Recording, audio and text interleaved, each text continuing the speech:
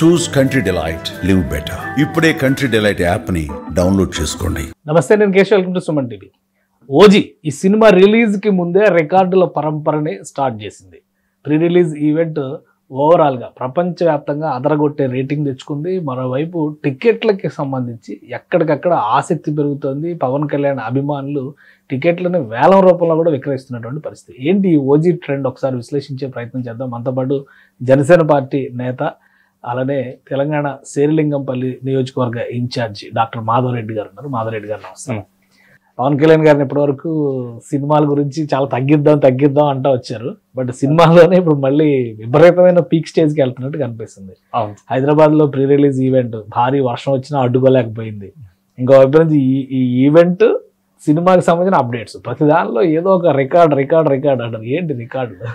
మీకు తెలిసే ఉంటది, పవన్ కళ్యాణ్ గారు రికార్డ్స్ ని క్రియేట్ చేస్తారు సార్, ట్రెండ్ సెట్ చేస్తారు. ఇంతకుముందు మీరు చూడండి, ఏదైనా మీరు ఎగ్జాంపుల్ ఏది తీసుకున్నా, పిఠాపురం ఎమ్మెల్యే గారు తాలూకా అన్న తర్వాతనే చాలా స్టార్ట్ అయినాయి.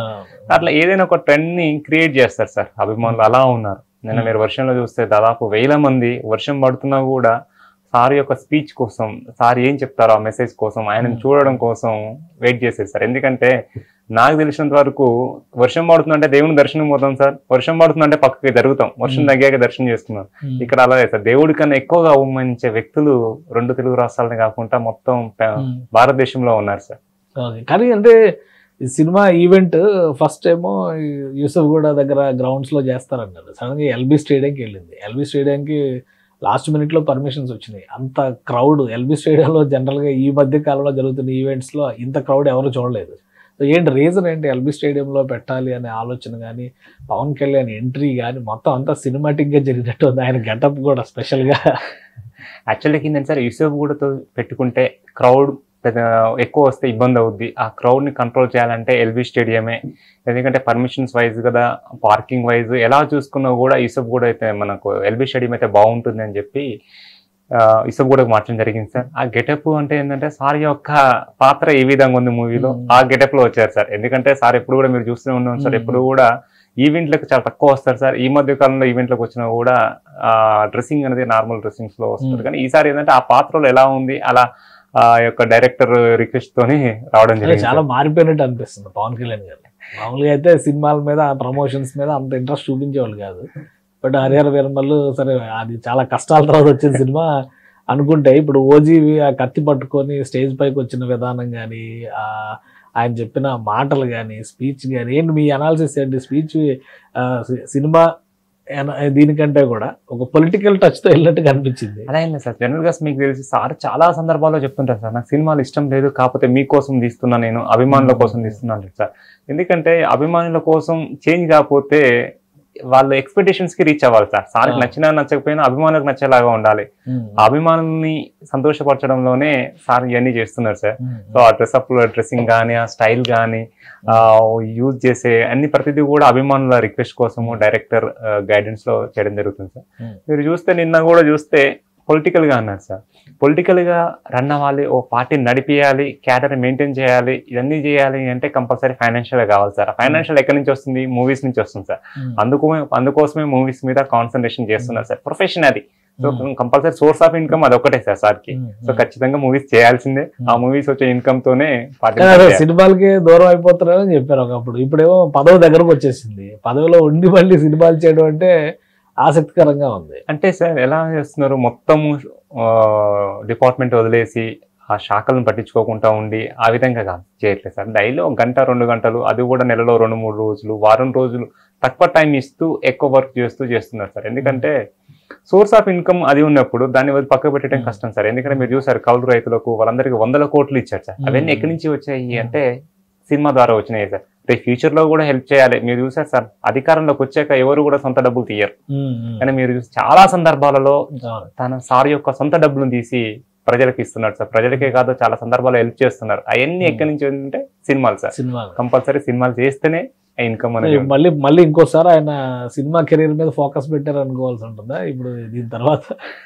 అలా ఏం లేదు సార్. కాకపోతే ఏంటంటే ఎప్పుడైతే మనకు ఆ ప్రొఫెషన్, ఇప్పుడు నేను వైద్య వృత్తిలో ఉన్నాను సార్, నేను పొలిటికల్గా ఉన్నా, బిజినెస్లో ఉన్నా, కానీ నా ప్రొఫెషన్ నేను కంపల్సరీ, నాకేంటంటే ఈవినింగ్ క్లినిక్ వెళ్ళలేదా నాకు నిద్ర పట్టదు సార్.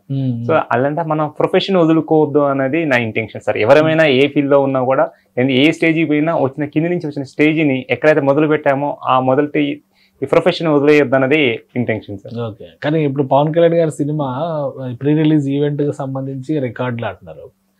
అలానే సినిమా టికెట్ల అమ్మకాలకు సంబంధించి కూడా ఒక కొత్త ట్రెండ్ నడుస్తుంది. ఫస్ట్ సినిమా రికార్డుల గురించి చెప్పండి. ప్రీ రిలీజ్ ఈవెంట్ అదరగొట్టేసింది, వరల్డ్ వైడ్గా బెస్ట్ వాచ్ అని అంటున్నారు. 100% సార్. మీరు చూస్తే RRR లైక్ 1,80,000 వాచింగ్ వచ్చింది సార్. ఇంకా చూసుకుంటే భీమ్లా నాయక్ లైవ్ వాచ్ 1,89,000, 249,000 మంది వాచింగ్, లైవ్ వాచింగ్ అంటే చాలా పెద్ద నంబర్. అవును సార్, ఇది రికార్డ్ సార్. ఎక్కడ కూడా మీరు 2,49,000 ఎప్పుడు చూడండి సార్. ఏదైనా మామూలుగా ఏదైనా మాక్సిమం హైప్ ఉందంటే ఒక 1,90,000, 80,000, ఎలక్షన్ రిజల్ట్స్ అంటే 1,20,000 అట్లా చూస్తారు, కానీ 2,50,000 ఇంతవరకు ఎప్పుడు కూడా చూడలేదు సార్. First time record.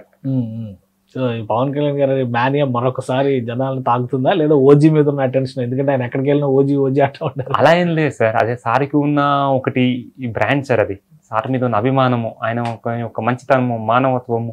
ఎందుకంటే ఆయనలో ఒక్కటని చూడలేము సార్, సినిమా పరంగా చూడలేము, అటు పొలిటికల్గా చూడలేము సార్. ఆయన యొక్క వ్యక్తిగతంగా మానవత్వంగా ఎలా ఉంటాడు అన్న దాని మీదనే నడుస్తుంది సార్. ఇప్పుడు సార్ ఇప్పుడు మూవీస్ లో ఉన్నా, సినిమాల్లో ఉన్నా ఇదే క్రేజీ ఉంటుంది, ఇదే ఉంటుంది సార్. ఈ మీరు రాజకీయ పార్టీ సమావేశాలు కానీ, సినిమా ఈవెంట్స్ కానీ, ఆయన యొక్క అభిమానులు ఈ విధంగానే వస్తారు సార్. మీరు చూడండి, ఎక్కడ ఏది చూసుకున్నా కూడా, నిన్న వర్షం పడుతుంది, తెలంగాణలో ఎవరు వస్తారు అన్న లెవెల్లో మాట్లాడిన వెధవలు ఉన్నారు సార్. వాళ్ళకు నిన్న ఒకటి మంచి ఆన్సర్ ఏంటి అంటే, సమాధానం మనమే అనుకున్నాం సార్, లాస్ట్ మినిట్ వరకు పర్మిషన్స్ రాలే, అయినా కూడా షార్ట్ పీరియడ్ లో 1,000 మంది అభిమానులు గుమ్ముగూడారు సార్. చాలా మందికి టికెట్లు లేక, టికెట్లు ఉన్నాయని తెలియక చాలా మంది వచ్చి వెళ్ళిపోయిన వాళ్ళు 1,000 మంది. ట్రాఫిక్ చూస్తే 2-3 కిలోమీటర్ల వరకు ట్రాఫిక్ జామ్ అయింది సార్. ఎక్కడి నుంచి వచ్చారు అంటే తెలంగాణలో సార్కి విపరీతమైన అభిమానులు, పార్టీ నాయకులు, కార్యకర్తలు చాలా మంది ఉన్నారు సార్. ఓకే, ఇంకోటి ఈ సినిమా టికెట్ల గురించి ఏంటి, మళ్ళీ కొత్తగా వేలం పాటలు పెట్టడం, 5 లక్షలు అంటున్నారు, 2 లక్షలు అంటారు, 1,50,000 అంటారు సార్. ఏం లేదు సార్, అభిమానులు వేలం పాట చేస్తున్నారు సార్. ఏదైతే థియేటర్లో మొదటి టికెట్ అభిమానులు వేలం పాట వేసి, ఆ వేలం పాటలో వచ్చిన అమౌంట్ ని జనసేన పార్టీకి విరాళంగా ఇస్తున్నారు సార్. మీరు చూస్తే సౌత్ అమెరికాలో వచ్చి 5 లక్షలు, మన ఆంధ్రాలో చూసుకుంటే చాలా థియేటర్లలో 1,50,000, 2 లక్షలు, 3 లక్షలు నడుస్తున్నాయి. మన తెలంగాణలో చూసుకుంటే చౌటుప్పల్లో 1,30,000 దాదాపు. ఏంటంటే ఈ అమౌంట్ ని కూడా పార్టీకి స్పాన్సర్ డొనేట్ చేస్తున్నారు సార్. దీనివల్ల ఏంటంటే నీడి ఎవరికైతే అవసరం ఉందో వాటికి హెల్ప్ చేసే విధంగా ఉంటుందని చెప్పి. నెగిటివ్ అవా పవన్ కళ్యాణ్ గారికి? ఇప్పుడు సినిమా టికెట్ల ధరల పెంపు విషయంలోనే 100 కామెంట్లు చేస్తున్నారు. అధికారంలో ఉండి ఉపయోగించుకుని అధికార దుర్వినియోగానికి కేసు కూడా పెట్టారు. ఇవన్నీ నెగిటివ్ అవ్వా? నెగిటివ్ ఏం కాదు సార్. ఇది వచ్చి థియేటర్లో అఫీషియల్ పెట్టింది కాదు సార్. అభిమానులు వాళ్ళ యొక్క స్వచ్ఛందంగా వచ్చి వాళ్ళు వేలం పాట వేసి వాళ్ళు ముందుకు వచ్చి ఇది చేస్తారు సార్. దీన్ని నేను ఎక్కడ కూడా పర్సనల్ గా యూజ్ చేసుకోవట్లేదు. దాని అమౌంట్ కూడా మళ్ళీ పార్టీకి ఫండ్ గా రిటర్న్ గా డిజిటల్ పేమెంట్ ఇస్తారు సార్. ఎక్కడ కూడా బ్లాక్ మనీ వైట్ గా చేయట్లేదు. అభిమానుల యొక్క ఉత్సాహం, వాళ్ళు వేలం పాట వేసుకొని ఆ అమౌంట్ వచ్చి తీసుకొస్తారు. ఎక్కడ కానీ పార్టీ కానీ, ప్రొడక్షన్ టీమ్ కానీ ఎక్కడ కూడా వీళ్ళు ముందు పడి దీన్ని వేలం వేయట్లేదు, ఎక్కడ చేయట్లేదు సార్. అభిమానులు ఆ థియేటర్ లో ఉన్న ఆ చుట్టుపక్కల ఉన్న అభిమానులు అందరు కలిసి నాకు ముందు పోటీ పడి నేను చూడాలి, ఫస్ట్ టికెట్ నాకు కావాలని చెప్పి వాళ్ళు ఏం చేస్తారు, అందరు కలిసి ఒక వేలం పాట పెట్టుకొని ఆ అమౌంట్ ని కూడా మళ్ళీ పార్టీకి ఇచ్చేలాగా చేసుకున్నారు సార్. దానిలో వాళ్ళ యొక్క ఉత్సాహము, వాళ్ళ యొక్క ప్రేమను చూపుతున్నారు తప్ప డబ్బు కాదు సార్. ఇప్పుడు నిన్న జరిగిన రిలీజ్ ఈవెంట్ తర్వాత, ప్రీ రిలీజ్ ఈవెంట్ తర్వాత రేపు ఆంధ్రాలో జరుగుతుంది అంటున్నారు. సో ఎక్స్పెక్టేషన్స్ ఎలా ఉన్నాయి? భారీగా పెరిగినాయా? చాలా పెరిగాయి సార్. మొన్న మూవీ మన ఈ ఆన్లైన్ లో మూవీస్ టికెట్స్ రిలీజ్ అయినాయి సార్. రిలీజ్ అయిన 1-2 అవర్స్ లో 70K టికెట్స్ అయిపోయినాయి సార్. అది నాకు తెలిసి ఏదో 1-10 రోజుల వరకు కూడా టికెట్లు దొరకడం కొంచెం కష్టంగానే ఉంటాయి సార్, ఇంకా థియేటర్లు పెంచపోతే.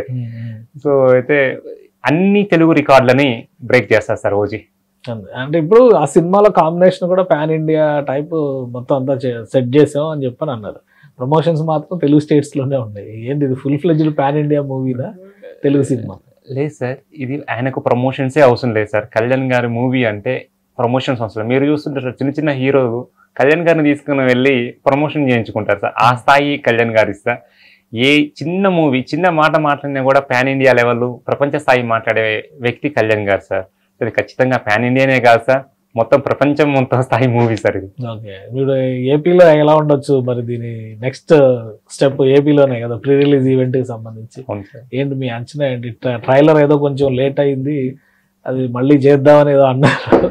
సో ఏంటి మరి నెక్స్ట్ ఏపీలో వచ్చే మూవ్మెంట్ ఏ విధంగా ఉండొచ్చు ఓజీకి సంబంధించి? ఓజీకి చాలా బాగుంది సార్. ఆంధ్రాలో అభిమానులు, కార్యకర్తలు, పార్టీ శ్రేణులు అందరూ కూడా ఓజీ కోసం వెయిట్ చేస్తున్నాం సార్. చాలా సంవత్సరాల నుంచి వెయిట్ చేస్తున్నాం. దాంట్లో కూడా ఇప్పుడు కూడా చాలా డిసిప్లిన్ గా మా దగ్గర ఎలా ఉంటుంది సార్, అభిమానులు అని చెప్పి వేరే అభిమానులాగా కొట్టుకోవడము, గొడవ పడడం ఇలా ఉండవు సార్. సిస్టమేటిక్ గా అధినేత ఒకటి చెప్పారు అంటే దాన్ని ఫాలో అవుతూ సిస్టమేటిక్ అవుతారు. ఆంధ్రాలో చాలా పాజిటివ్ ఉంటుంది సార్. ఈ మూవీ తర్వాత, మూవీ ముందు, మూవీ తర్వాత చాలా ఉంటాయి సార్. అధికార దుర్వినియోగం ఎక్కడ కాలేదు సార్. ఒక సిస్టమేటిక్ ని క్రియేట్ చేశారు. మనం లాస్ట్ దాంట్లో కూడా మాట్లాడుకున్నప్పుడు ఒక ప్రాసెస్ ని క్రియేట్ చేస్తున్నారు సార్. ఇంత ముందు వరకు ఎలా అంటే విచ్చలవిడిగా ఉంది సార్. ఒక ప్రాసెస్ లేదు, సిస్టమ్ లేదు.